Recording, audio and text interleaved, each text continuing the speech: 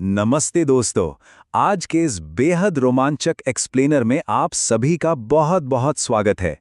आज हम English grammar के एक बहुत ही दिलचस्प और ज़रूरी टॉपिक पर बात करने वाले हैं। एक ऐसा टॉपिक जो हमारी रोज़मर्रा की बातचीत में बहुत बड़ा बदलाव ला सकता है। तो चलिए बिना किसी देरी के सीधे इसमें गोता लगाते हैं। तो आज का हमारा एजेंडा कुछ इस तरह है। पहले हम इसका महत्व और बेसिक स्ट्रक्चर देखेंगे, फिर इसके नियम, इसके बाद नेगेटिव और सवाल पूछने वाले वाक्य, फिर कुछ डेली यूज के उदाहरण और आखिर में एक छोटा सा सारांश। चलिए भाग 1 से शुरू करते हैं, महत्व और बेसिक स्ट्रक्चर। अब सबसे पहला सवाल जो हमारे दिमाग में आता है वो ये है कि आखिर गोइंग टू सीखना इतना जरूरी क्यों है। मतलब रोजमर्रा की इंग्लिश बोलते समय इसके बिना हमारा काम क्यों नहीं चल सकता। देखिए, इसका सीधा सा जवाब है, जब भी हमें बताना हो कि हम आगे क्या करने वाले हैं, या हमारी पहले से फिक्स की हुई कोई प्लानिंग हो, या फिर बस ये बताना हो कि आगे क्या होने वाला है, तो ये स्ट्रक्चर बहुत काम आता है। बिल्कुल एक मास्टर चाबी की तरह जो भविष्य की सारी बातें खोल देती है। जैसे इन एग्जाम्पल्स को ही देख लीजिए। I am going to study, यानी मैं पढ़ाई करने वाला हूं, और she is going to cook food, मतलब वो खाना पकाने वाली है।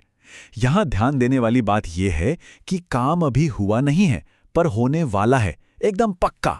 वैसे आगे बढ़ने से पहले एक छोटा सा रिमाइंडर, अगर आप सभी को ये एक्सप्लेनर पसंद आ रहा है तो ऐसे ही और उपयोगी इंग्लिश लेसन्स के लिए प्लीज चैनल को सब्सक्राइब करें, लाइक करें और इसे शेयर जरूर कीजिएगा।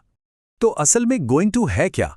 ग्रामर की भाषा में कहें तो ये एक फ्यूचर स्ट्रक्चर है। इसका इस्तेमाल हम भविष्य की योजनाओं, पक्के फैसलों और भविष्यवाणियों के लिए करते हैं। सिंपल शब्दों में कहें तो जो आगे होने वाला है उसकी गारंटी। अब आते हैं इसके फॉर्मूले पर, जो कि बहुत ही आसान है। बस 4 स्टेप्स याद रखने हैं।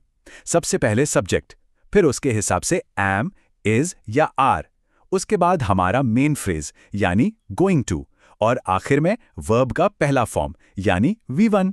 बस बन गया सेंटेंस। चलिए अब दूसरे भाग की तरफ बढ़ते हैं, जहां हम इसके मुख्य उपयोग और नियम देखेंगे। तो इसका पहला और सबसे बड़ा इस्तेमाल है फ्यूचर प्लान्स, यानी भविष्य की योजनाओं के बारे में बताना।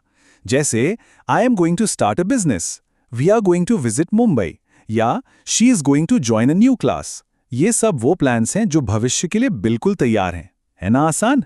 दूसरा रूल है पक्के फैसलों, यानी फिक्स्ड डिसीजंस के बारे में, जब कुछ करने की बिल्कुल ठान ली गई हो। जैसे he is going to buy a mobile, या I am going to wake up early tomorrow. यहां कोई कंफ्यूजन नहीं है, फैसला एकदम फाइनल हो चुका है।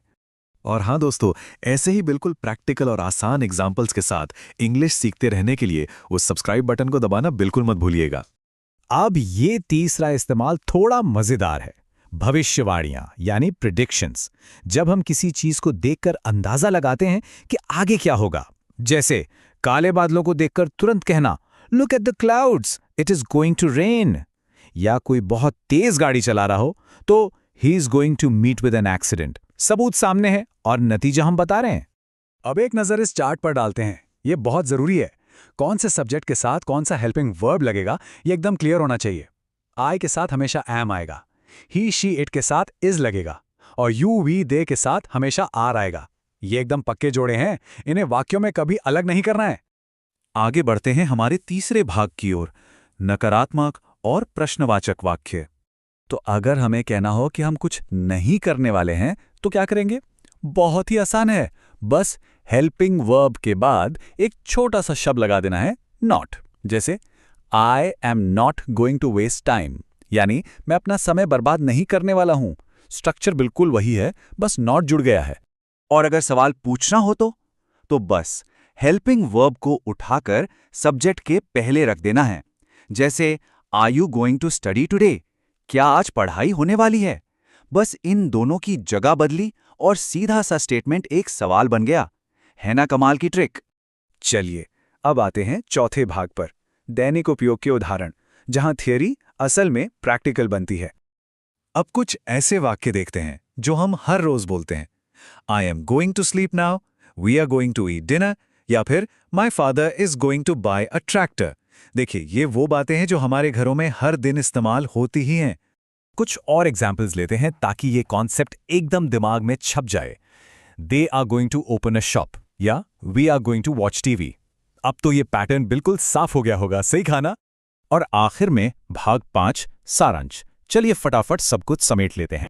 तो अगर आज के इस पूरे एक्सप्लेनर को एक लाइन में कहें तो गोइंग टू के ये 4 मुख्य काम हैं: भविष्य की योजनाएं बताना, पक्के निर्णय बताना, भविष्य के कार्य और भविष्यवाणियां करना। बस ये 4 बातें याद रखिए और आपकी इंग्लिश एकदम सॉलिड। अब सोचिए, इस छोटे से फॉर्मूले ने इंग्लिश में भविष्य की बातें करना कितना आसान बना दिया है। रोजमर्रा की बातचीत में इसका इस्तेमाल करना शुरू कीजिए और फिर देखिए कॉन्फिडेंस कैसे बढ़ता है। क्या आज से भविष्य की योजनाओं पर बात करने का तरीका बदलने वाला है? बिल्कुल बदलने वाला है। तो दोस्तों, आज के लिए बस इतना ही। हमारे साथ जुड़ने के लिए बहुत बहुत शुक्रिया। अगर ये एक्सप्लेनर मददगार लगा हो तो लाइक जरूर कीजिएगा, अपने दोस्तों के साथ शेयर कीजिएगा और हाँ, चैनल को सब्सक्राइब करना बिल्कुल मत भूलिएगा। सीखते रहिए और पूरे जोश के साथ इंग्लिश बोलते रहिए। मिलते हैं अगले एक्सप्लेनर में।